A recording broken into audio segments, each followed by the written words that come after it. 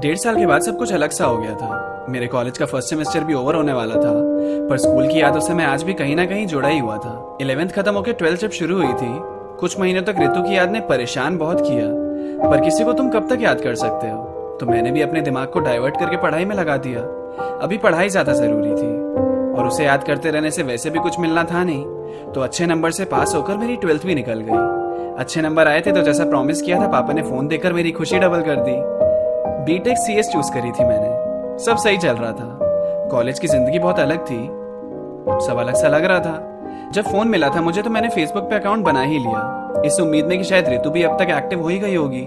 मैंने बहुत ढूंढा उसे, पर वो मिली ही नहीं। मतलब उसे अभी तक सोशल मीडिया बिल्कुल पसंद ही नहीं। मैं सोचता था कि मैं उसे याद भी हूंगा क्या। अब तो काफी टाइम हो गया, मैं उससे कभी मिलूंगा भी क्या।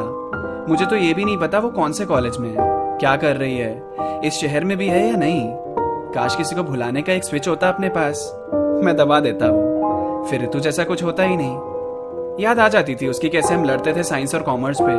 हम आपस में जीओटी की भी बहुत बात करते थे। तो नया सीजन आया था, पर मेरे पास थी नहीं वो उस बारे में डिस्कस करने के लिए।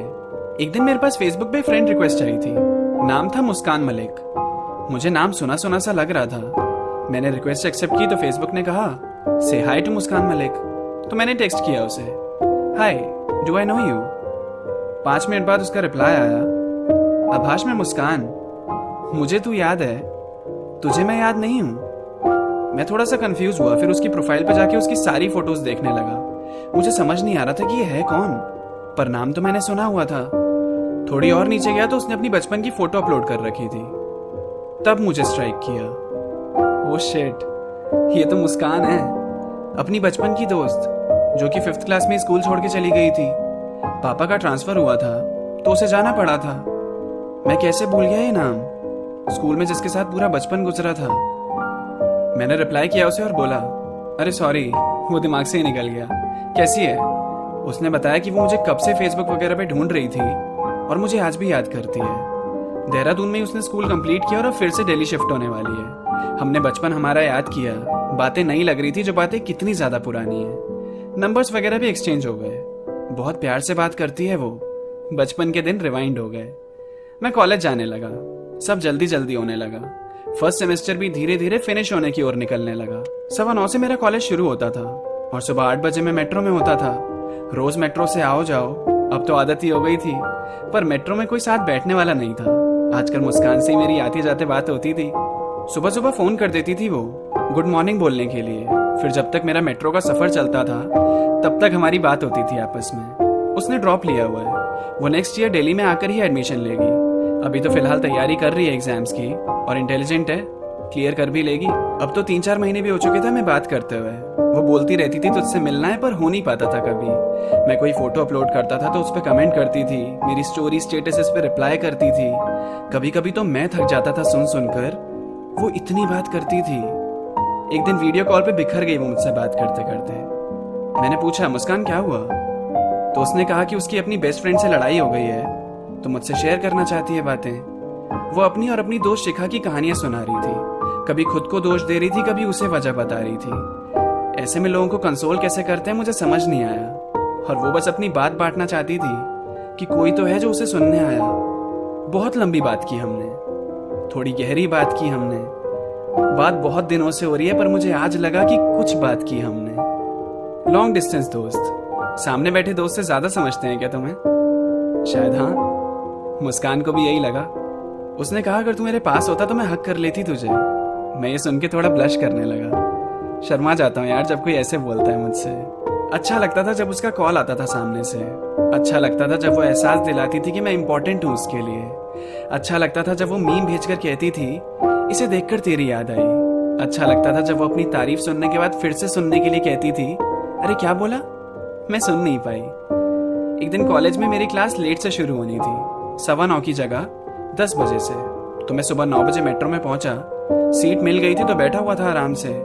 अगले स्टेशन पे बहुत भीड़ जमा थी और सारी भीड़ आकर इसी कोच में भर गई। मुझसे थोड़ी दूर एक लड़की खड़ी थी जो कि मुझे ऋतु जैसी दिख रही थी।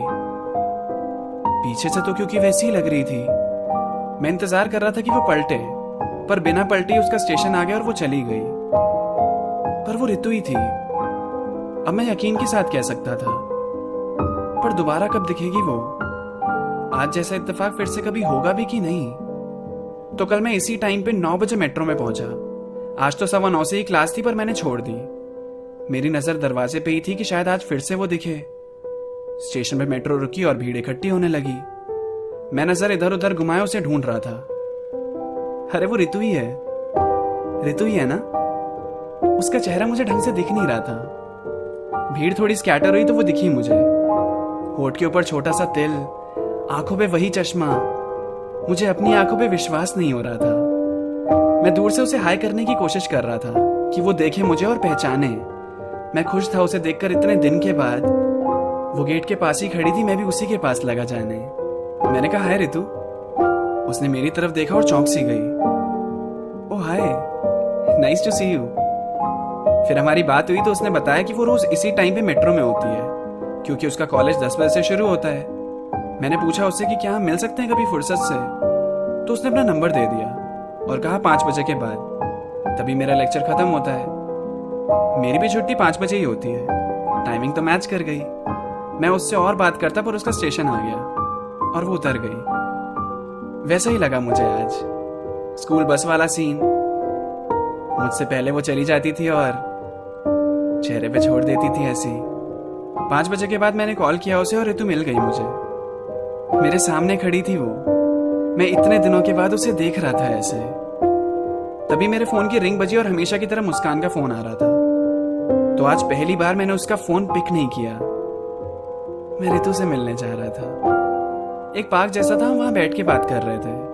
मैंने अभिषेक के बारे में पूछा उससे तो उसने बोला उनका तो 12th के थोड़े दिन बाद ही ब्रेकअप हो गया।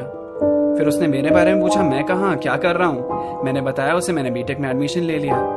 वो पहले की तरह उस खुशी से बात नहीं कर रही थी। हो सकता है इतने दिन बाद मिली है इसलिए ऐसा लग रहा हो। हमने ज्यादा कुछ खास बात की नहीं, बस ऐसे ही सब नॉर्मल चला। फिर हम साथ में ही मेट्रो में गए। फिर मैंने सोचा मुस्कान को टेक्स्ट कर देता हूँ। मैंने सॉरी बोला उसे और कह दिया बिजी था। उसे ऋतु के बारे में कुछ पता नहीं था।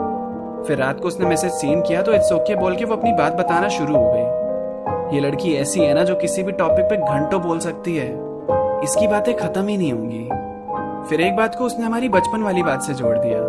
फिर नॉस्टैल्जिया में पहुंचने में कितना वक्त लगता है। बहुत अच्छा लगता है ना पुरानी बातें याद करने में। मानो वो पुराना सीन आंखों के सामने वैसा ही दिखने लगता है। उसने भी कहा तुझसे नॉस्टैल्जिक बातें करने में ना फील सी आ जाती है। बड़ा अच्छा सा लगता है यादें ताजा करने में। कभी कभी सोचती हूँ हम जल्दी बड़े हो गए यार।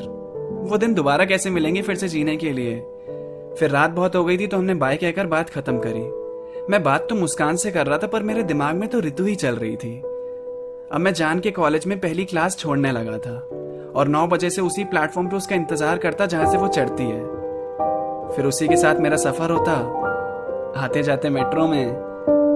पर आजकल वो पहले से थोड़ा कम बात करती है, पर मिल तो रोज रहे थे हम। अब उसके लिए मैं थोड़ा मुस्कान का कॉल इग्नोर करने लगा था।